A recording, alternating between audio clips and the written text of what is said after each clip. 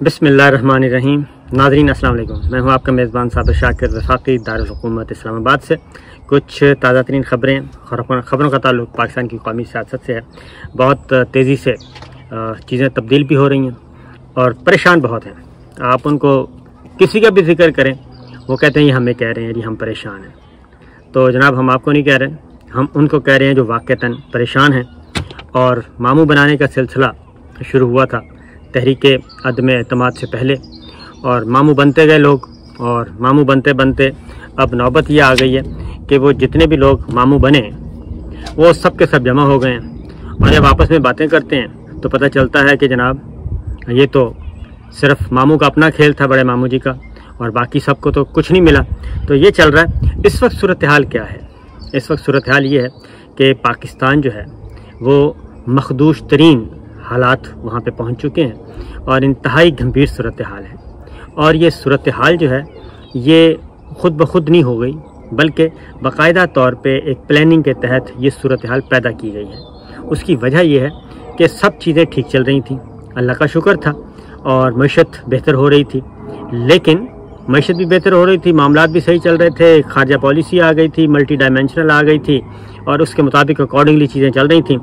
लेकिन बड़े चौधरी साहब को भी पसंद नहीं आया। उन्होंने नीचे इधर लोकल चौधरी को तलाश किया और लोकल चौधरी से मिलके ये सारा कुछ खेल खेला गया। और जब उस चौधरी का ख्याल, बड़े चौधरी का ख्याल था जनाब ये छोटा चौधरी सारी चीज़ें संभाल लेगा क्योंकि ये इसकी गिरफ्त बड़ी मजबूत है, और लोकल चौधरी भी यही समझता था कि जनाब उसकी गिरफ्त वाकई मजबूत है, और खुदा न खास्ता नाउज़ुबिल्लाह कि कुन फ़यकून वाला हाल है। तो ये हुआ नहीं है। इस वक्त सूरत हाल क्या है मैं ज़रा पहले वो आपको बता दूं, उसके बाद कुछ ख़बरें उसके अकॉर्डिंगली फिर आप देख लेना कि इस सारे मामलात का मुजरिम कौन है और इस सारी सूरत हाल का ज़िम्मेदार कौन है। और इस वक्त बाकायदा तयशुदा मंसूबे के तहत एक सिर्फ फ़र्द वाहिद की ख्वाहिशात को पूरा करने के लिए पूरे पाकिस्तान में आग लगाई जा रही है, पूरे पाकिस्तान को मुसीबत में धकेला जा रहा है, और पुस्साने हाल कोई नहीं है, और जबर है और जबर तसलसल है। देखते हैं क्या होता है। इस वक्त मामलात ये हैं जी कि भारत इस वक्त भारत के साथ ताल्लुकात, ये हमारी पहली तरजीह है। दूसरी तरजीह है इसराइल के साथ अच्छे ताल्लुकात, ये दूसरी तरजीह है हमारी खारजा पॉलिसी की, और इसके अलावा तरजीहात नहीं है। दूसरा ये कि ये तो दो बड़ी तरजीहात हैं, ताल्लुकात बेहतर से बेहतर बनाए जाएं और तिजारत बढ़ाई जाए, ये सारा कुछ। फिर मईशत की सूरत हाल क्या है? मईशत की सूरत हाल इस वक्त ये है कि मोडीज़ जो कि जायज़ा लेते हैं उनके मुताबिक इस वक्त मुआशी आउटलुक जो है वो पाकिस्तानी मईशत का वो मुस्तहकम से मनफी की तरफ चला गया है, और इंटरनल और एक्सटर्नल जो ख़तरात हैं वो बढ़ गए हैं पाकिस्तानी मईशत को। और उसकी वजह सिर्फ़ और सिर्फ एक ही है, और वो है कि आप लोगों ने एक ऐसा टोला मुसल्लत कर दिया है, बाकायदा तौर पे एक ऐसा टोला मुसल्लत कर दिया है कि जिनके अपने ज़ाती कारोबार, ज़ाती मफादात तो हैं, उनके लिए तो वो सर तोड़ कोशिशें कर रहे हैं, लेकिन पाकिस्तान कहीं भी उनकी तरजीह में नहीं है, पाकिस्तान के अवाम उनकी तरजीहात में नहीं है। ये फैक्ट है। उसकी वजह मैं आपको बता देता हूँ। तुर्की का दौरा किया गया, ख़जाना खाली है लेकिन करोड़ों अरबों के इश्तिहारात दे दिए गए। तुर्की के दौरे में कौन लोग थे? एक वो जो ज़मानत पर रिहा हैं एक साहब, और फ़र्द जुर्म आयद होनी है, वो इस दौरे के इस पूरे डेलीगेशन को हेड कर रहे थे। और उसके साथ ही लंदन से पहुंचे उनके साहबजादे, और वो भी अदालत को मतलूब हैं, मफरूर हैं, वो उस डेलीगेशन का हिस्सा थे। तो बुनियादी तौर पे ये जो कुछ हो रहा था, ये दौरा जो है, ये जितने भी दौरे उजलत में हो रहे हैं, इनका मकसद पाकिस्तान कहीं भी नहीं है। इनका मकसद है वो जो ज़ाती कारोबार हैं, टूटे हुए सिलसिले, उनको दोबारा से जोड़ा जाए। और ये फैमिली विज़िट है, और ये फैमिली विज़िट सारी दुनिया देख रही है और जगहंसाई हो रही है, लेकिन मजाल है कि किसी के कानों तक जूं रिंगे। और इस वक्त हमारे इदारों की प्रायोरिटीज़ जो हैं वो भी अल्लाह माफ़ करे ऐसी हैं कि उनका ज़िक्र भी किया जाए तो मेरा ख़्याल है वो भी कहेंगे ये बगावत के ज़ुमरे में आता है। एक चीज़ दूसरी, ایک اور کام ہو رہا ہے، میں آپ کو بتا رہا ہوں، باریک باریک کام ہو رہے ہیں، باریک وارداتیں ہو رہی ہیں۔ طالبان کے ساتھ مذاکرات ہو رہے ہیں، طالبان کے ساتھ مذاکرات ہو رہے ہیں، اور مذاکرات کس بات پہ ہو رہے ہیں کہ یہ جو فاٹا شاٹا جو ہے ان ساروں کو جو ہے وہ واپس جو ضم کیا گیا ہے ان کا پرانا سٹیٹس بحال کیا جائے۔ یہ اس وقت مذاکرات ہو رہے ہیں اور ان کی شرائط پہ ہو رہے ہیں۔ تو اس سے آپ اندازہ کر سکتے ہیں کہ معاملات کہاں تک پہنچے ہوئے ہیں کہ وزیرستان وہاں پہ تیل اور گیس کے ذخائر برآمد ہوئے ہیں۔ وہ علاقہ اتنا ہے جناب، اہم علاقہ ہے، جو ہمارا پرانا فاتح تھا، جو کہ ضم ہو چکا ہے اس وقت ہمارے صوبہ خیبر پختونخوا میں۔ تو وہ ساری چیزیں اس وقت موجود ہیں، لیکن طالبان سے مذاکرات ہو رہے ہیں کہ یہ جو مرجر ہے وہ ختم کیا جائے، پرانا سٹیٹس بحال کیا جائے۔ تو یہ ہے ریاست کی کمزوری، اور یہ کیا پارلیمان کو پتہ ہے اس بات کا؟ جو پارلیمان اس وقت موجود ہے، کیا اس کو پتہ ہے کہ یہ سب کچھ ہو رہا ہے؟ میرا نہیں خیال کہ پارلیمان تک ہے۔ اور اس سلسلے میں وہاں کے جو مقامی MNAs ہیں وہ اب ٹویٹس کر رہے ہیں، سوشل میڈیا پہ اس چیز کو لے کے آ رہے ہیں کہ یہ سارا کچھ کس کے اشارے پہ ہو رہا ہے اور کون کر رہا ہے، امور مملکت کون چلا رہا ہے یہ۔ اور پھر ایک اور بات بھی آپ کو بتا دوں کہ روس کا وزٹ، روس سے دور رہیں، ایران سے دور رہیں۔ اور اس وقت پاکستان میں پیٹرولیم پرائسز جو ہیں وہ کہاں سے زمین سے آسمان تک پہنچنے والی ہیں، اور 30 روپے بڑھا دیا گیا ہے، 30 روپے مزید بڑھانا ہے، پھر 30 روپے بڑھانا ہے، یہ 250 تک لے کے جانی ہے ساری چیزیں، اور 250 روپے فی لیٹر۔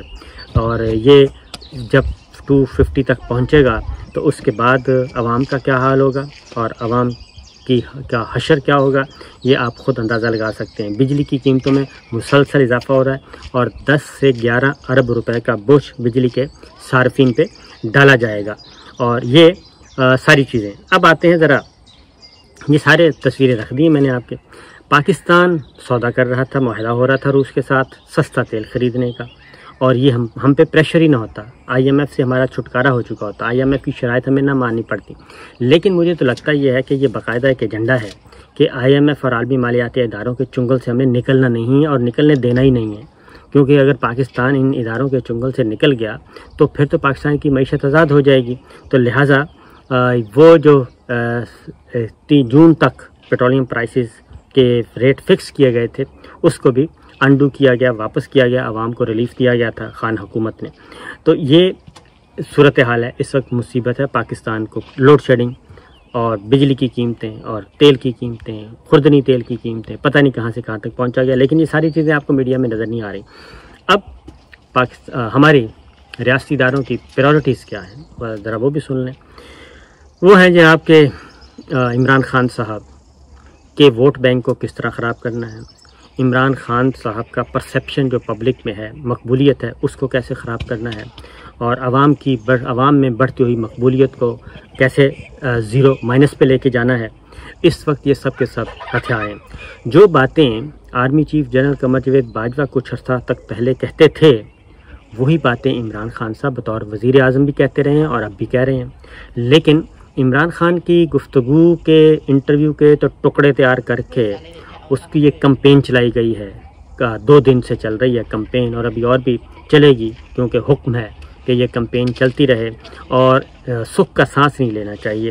اور جہاں باجوہ صاحب نے کہا تھا کہ روس کے پاس ہتھیار کم نہیں تھے، اور اگر روس ٹوٹا تو وہ معیشت کی وجہ سے ٹوٹا، اور یہ بات فیکٹ ہے کہ افغانستان کو جب وہ فتح کرنے کے لیے نکلا تھا تو اس کے پاس اسلحہ کا انبار تھا، وہ دنیا کی دوسری سپر پاور تھی، لیکن اس کے ہتھیار کام نہیں آئے، سب کچھ کام نہیں آیا، اس کو شکست فاش ہوئی، اس کی فوج ہاری، اور اس کی فوج اس لیے ہاری کہ پیچھے معیشت جواب دے گئی تھی، اور جب وہ پیچھے جنگ ہار کے واپس گئے تو ملک کے ٹکڑے ٹکڑے ہو گئے تھے، جنگ بھی ہار گئے، اور روس سوویت یونین جو ہے اس کا وجود بھی ختم ہو گیا۔ عمران خان صاحب سابق وزیر اعظم، 4.25 سال وزیر اعظم رہے، یا کوئی بھی سابق وزیر اعظم، کیا اس کو یہ حق نہیں پہنچتا کہ وہ پاکستان کے مسائل پہ گفتگو کرے؟ اور کیا اگر کوئی وزیر اعظم پاکستان کے مسائل پہ گفتگو کرتا ہے اور اس گفتگو کو پاکستان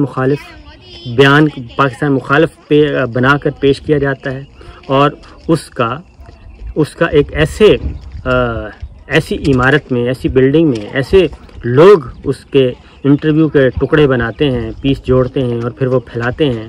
اگر یہ ساری باتیں پبلک کو پتہ چل جائیں، اوپنلی پتہ چل گیا کہ یہ سارا کچھ کون کر رہا ہے، تو رہی صحیح کسر بھی ختم ہو جائے گی. اور یہ ذہن میں رکھیے کہ پبلک اس وقت بہت کچھ جانتی ہے، سب کچھ جانتی ہے، اور بجائے اس کے کہ جو لوگ آپ کو گالیاں دیتے تھے، ادارے کو گالیاں دیتے تھے، آپ کو ذاتی طور پہ گالیاں دیتے تھے، ان کے ساتھ تو آپ کا ہو گیا اتحاد، ان کے ساتھ تو آپ بڑے کیا کہنا ہے کمفرٹیبل زون میں چلے گئے.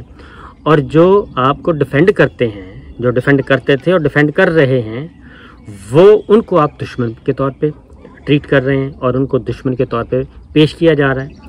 اور کل سے جو ایک طوفان بدتمیزی پورا چل رہا ہے ایک حکم کے تحت، تو اس سے کوئی فرق نہیں پڑے گا.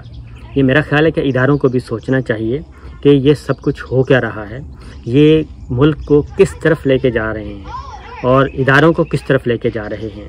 کیا فرد واحد جو ہے کسی بھی ادارے کا سربراہ، فرد واحد وہ جو چاہے کر سکتا ہے؟ یہ کہیں بھی نہیں ہے. آئین پاکستان اس بات کی اجازت نہیں دیتا کہ آپ جو چاہیں کریں اور پورے کا پورے سسٹم کو بلڈوز کر کے رکھ دیں، پورے کے پورے نظام کو بلڈوز کر کے رکھ دیں. تو لہٰذا عمران خان صاحب نے جو گفتگو کی ہے وہ غلط نہیں کی. وہ اگر آپ کی معیشت تباہ ہوگی تو آپ کے پلے کچھ نہیں رہے گا. آپ کے پاس ڈالر ختم ہوں گے، ڈالر کے تو ہم پتہ نہیں کیا کیا کچھ کر چکے ہیں ماضی میں، اور اگر اس کی وہ ساری چیزیں کھلنے لگ گئی ہیں، دوبارہ سے ریپیٹ ٹیلی کاسٹ شروع ہو گیا، تو میرے خیال میں کسی کو سر چھپانے کو جگہ نہیں ملے گی. اور اس وقت آپ یہ سمجھنے کی کوشش کریں کہ آپ ایک پڑھی لکھی یوتھ، پڑھی لکھی نوجوان، جو پاکستان کی آدھی آبادی سے زیادہ ہے یوتھ، 11-12 کروڑ یوتھ جو ہے، اس کو آپ اپنا دشمن بنا رہے ہیں. پڑھے لکھے لوگوں کو آپ دشمن بنا رہے ہیں، ان کے نفرت کے بیج بو رہے ہیں. خدا کے لیے یہ نہ کریں اور یہ وقتی فائدے کے لیے نہ کریں. ایک چودھری صاحب کی ذاتی تسکین کے لیے مت کریں ایسا، ملک کو برباد مت کریں.